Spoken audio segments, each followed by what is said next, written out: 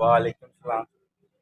ये सर हो गए तकरीबन 7-8 साल हो चले इस काम ਦੇ ਵਿੱਚ ਕਰਦੇ। ਉਹਨਾਂ ਦੇ ਬਾਅਦ ਫਿਰ ਜਦੋਂ ਅੱਲਾ ਨੂੰ ਪਿਆਰੇ ਹੋ ਗਏ ਉਹਨਾਂ ਤੋਂ ਬਾਅਦ ਮੈਂ ਹੀ ਇਹ ਮਿਹਨਤ ਸ਼ੁਰੂ ਕਰ ਰਿਹਾ।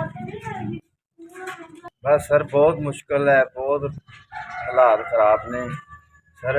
300-400 रुपये ना की बनता जी। इतनी परेशानी है सर, किराए ते रेंट के मकान है, वाल साहब सिर ते नहीं जिम्मेदारी है, मेरे छोटियां भैन सिर ते मकान है सर। 300-400 रुपया दिहाड़ी बड़ी मुश्किल बनती, किसी टाइम बन जाती, किसी टाइम नहीं बनती दिहाड़ी।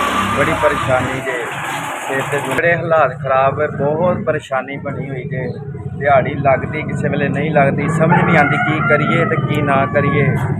हर वेले परेशान ही परेशान, इतनी परेशानी समझ नहीं आती। मैं सर बड़ा खुश हाँ, मेरी इस तरह के हालातों च मेरी मदद की है, जिसने भी की है। 4000 रुपया मदद, यकीन करो मेरा दिल बड़ियां दुआवां दे रहा।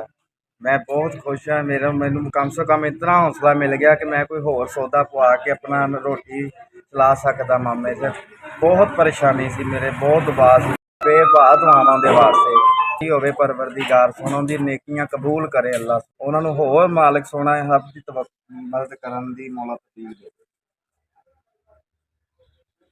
मैनू बड़ा ही हौसला दिता जे, यकीन करो मेरे अंदर मेरे को लफाज नहीं जे। मैं अंदर मैनू इन्नी खुशी महसूस हो रही है इस तरह के हालात चले। मैं बिस्मिल्ला भी नहीं की, मैं ਜਦੋਂ ਦਾ घरों निकलिया फेरी करन इतना परेशान सी। तुसीं मिले मैनू, मेरी 4000 मदद की जे। मेरा दिल उन्होंने बड़ियां उस शख्स को दुआवां दे रहा जे, यकीन करो मेरे को लफज नहीं कि मैं BS वाले मैं बड़ा ही शुक्रगुजार हाँ। उन्होंने बड़ी मेहरबानी, उन्होंने मैनू मदद पहुँचाई है। मैं बहुत खुश हाँ उन्होंने वास्ते।